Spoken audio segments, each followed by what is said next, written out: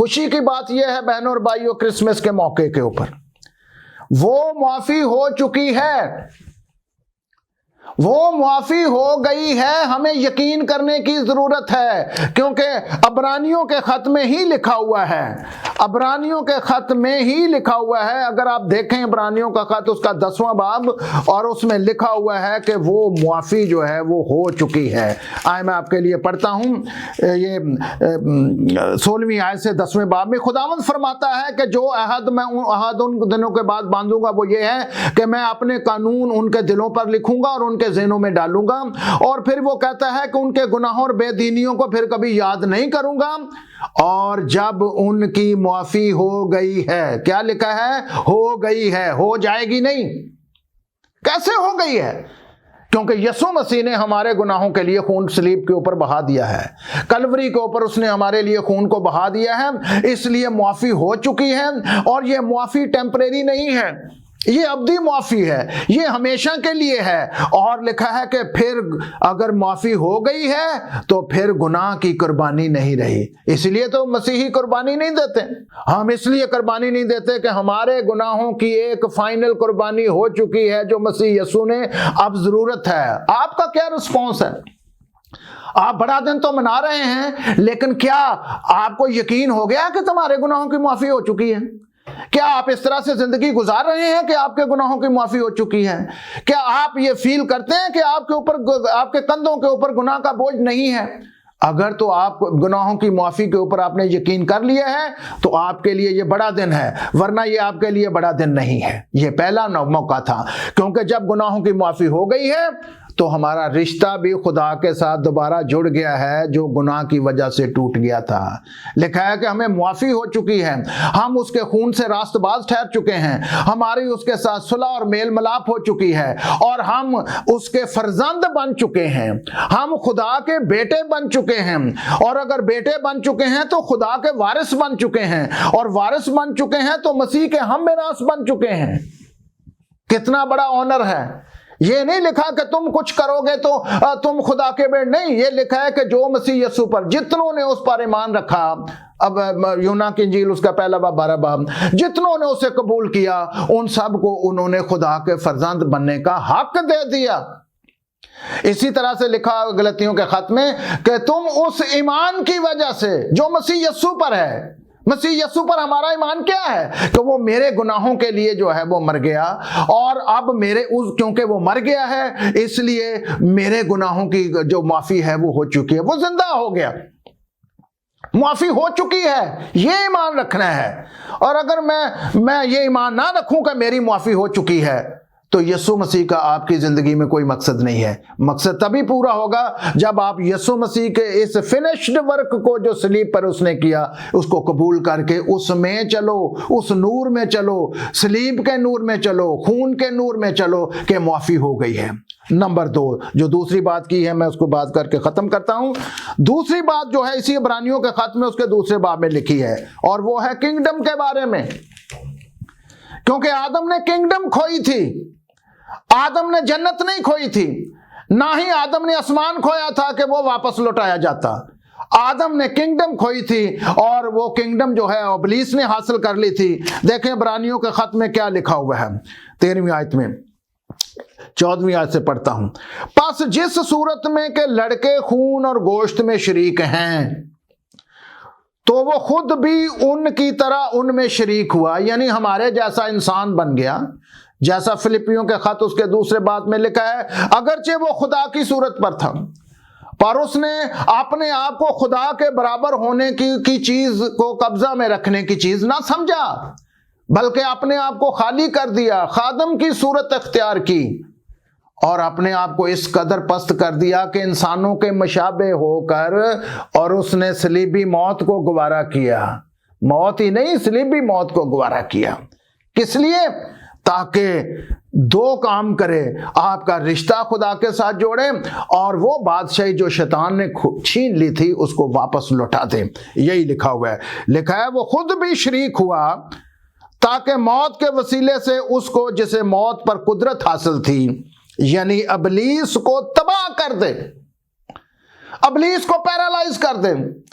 ابلیس کو پاورلیس کر دے، ابلیس کو انیکٹیو کر دے، انفیکٹو کر دے، ریڈیوس کر کے زیرو کر دے، اس لیے اس کے اختیار کو ختم کر دے، اور جو عمر بھر موت کے ڈر سے غلامی میں گرفتار رہے انہیں چھڑا لے، کیونکہ واقع میں وہ فرشتوں اور ابراہیم کی نسل کا ساتھ دیتا ہے۔ پس اس کو سب باتوں میں اپنے بھائیوں کی مانند بننا لازم ہوا، تاکہ امت کے گناہوں کا کفارہ دینے کے لیے ان باتوں میں جو خدا سے علاقہ رکھتی ہیں ایک رحم دل سردار کاہن بنے۔ بہنوں اور بھائیوں، انڈرسٹینڈ کریں، یہ بائبل دو باتوں پہ بات کر رہی ہے کہ یسوع مسیح اس لیے آئے تاکہ آپ کو معافی ملے اور آپ کا رشتہ خدا کے ساتھ جڑے، اور دوسری بات کہ وہ بادشاہی کو دوبارہ ریسٹور کرے، بادشاہی کو ابلیس سے چھین کے بنی آدم کو جو ہے وہ دوبارہ بحال کرے۔ اور ایک حوالہ پڑھ کے میں ختم کرتا ہوں، اور وہ کلسیوں کے خط میں اور دوسرے باب میں ہے، اور وہ ہے، دونوں باتیں لکھی ہوئی ہیں یہاں، یہ خوبصورت ہے، دونوں پورا میسج جو یسوع مسیح کا ہے یا فرشتے کا ہے، پہلا معافی ہے اور پھر دوسرا بادشاہی ہے۔ تو دیکھیں یہ کیا لکھا ہوا ہے 13ویں آیت سے، اور اس نے تمہیں بھی جو اپنے قصوروں اور جسم کی نامختونی کے سبب سے مردہ تھے اس کے ساتھ زندہ کیا، اور ہمارے سب قصور معاف کیے، ہمارے سب گناہ معاف کیے، ہمارے سب قصور معاف کیے، کوئی قصور چھوڑا نہیں ہے جو اس نے معاف نہیں کیا، آپ کا ہر قصور معاف کیا، آپ کا بڑے سے بڑا قصور معاف کیا۔ کئی لوگ کہتے ہیں میں بہت بڑا گنہگار ہوں، اور وہ پولس بھی کہتا تھا کہ میں بہت بڑا گنہگار ہوں کیونکہ اس نے کلیسیا کو مارا تھا، پر بائبل کہتی ہے اس نے سب قصور، سب، آپ کی پیدائش سے لے کے آپ کی موت تک جتنے بھی قصور آپ نے کیے ہیں وہ سب معاف کر دیے گئے ہیں۔ اور آگے حکموں کی وہ دستاویز جو مٹا ڈالی جو ہمارے نام پر اور ہمارے خلاف تھی، وہ جو سرٹیفکیٹ آف ڈیٹ تھا جو ہمارے خلاف، جو آپ نے گناہ، وہ اب دستاویز موجود ہی نہیں ہے، وہ فائل ہی موجود نہیں ہے، وہ کیس ہی موجود نہیں ہے، وہ ختم ہو گیا ہے، کیونکہ بائبل کہتی ہے کہ اس نے، وہ نہ صرف اس نے ہمارے گناہوں کو معاف کیا ہے بلکہ اس نے ان کو مٹا ڈالا ہے، اور لکھا ہے کہ وہ اس نے کہا میں پھر تمہاری بے دینیوں کو یاد نہیں کروں گا کیونکہ وہ میں نے ہمیشہ ہمیشہ ہمیشہ کے لیے ختم کر دیے ہیں۔ یہی عبرانیوں کے خط میں ہم نے پڑھا ہے، اور اصل بات آگے ہم نے پڑھنی ہے، اور لکھا ہے مٹا ڈالی جو ہمارے نام پر ہمارے خلاف تھی، اور اس کو صلیب پر کیلوں سے جڑ کر سامنے سے ہٹا دیا۔ 15ویں آیت موسٹ امپورٹنٹ ہے، اس نے حکومتوں اور اختیاروں کو اپنے اوپر سے اتار کر ان کا برملا تماشا بنایا۔ کیا کیا اس نے؟ یہ جو حکومتیں اور یہ جو اختیار ہیں اور یہ آسمانی جو ہیں وہ روحانی طاقتیں ہیں، یہ بائبل میں افسیوں کے خط اس کے 6 باب 10ویں آیت میں بھی لکھی ہیں، حکومت والے، اختیار والے، اور وہ ساری یہ ابلیس اور اس کی طاقتیں ہیں، ابلیس اور اس کی طاقتیں ہیں۔ لکھا ہے ان کو کیا کیا؟ انگریزی میں ہے کہ ان کو ڈس آرم کیا، ان کے اختیار کو ختم کیا اس نے۔ اس لیے یسوع جب زندہ ہوا تو اس نے کیا کہا؟ آسمان اور زمین کا کل اختیار کس کے پاس ہے؟ میرے پاس ہے۔ اب یہ زمین کا اختیار ابلیس کے پاس نہیں ہے، لیگلی نہیں ہے۔ شیطان نے دعویٰ کیا تھا آزمائش کے وقت کہ یہ سارا اختیار میرے پاس ہے، لیکن صلیب کے اوپر خداوند یسوع مسیح نے ہمارے گناہوں کو بھی معاف کیا، اور وہ دوسرا کام جو ابلیس نے جو اختیار تھا زمین کے اوپر، اس کا لیگل اختیار ختم ہو گیا۔ اس وقت اس کا اختیار جو زمین کے اوپر ہے وہ اللیگل ہے، اور مجھے اور آپ کو اور کلیسیا کو یہ بتانے کی ضرورت ہے کہ ابلیس کا اختیار اللیگل ہے، لیکن ابلیس زیادہ کرسچنوں کو ہی تنگ کر رہا ہے۔ اب بدروہیں کرسچنوں کو ہی تنگ کر رہی ہیں کیونکہ انہیں نالج نہیں ہے کہ یسوع مسیح نے صلیب کے اوپر کیا کیا ہے۔ صلیب کے اوپر اس نے اس کے اختیار کو ختم کر دیا ہے، ان کو ڈس آرم کر دیا ہے، اور نہ صرف ڈس آرم کیا ہے، لکھا ہے کہ ان کا برملا تماشا بنایا۔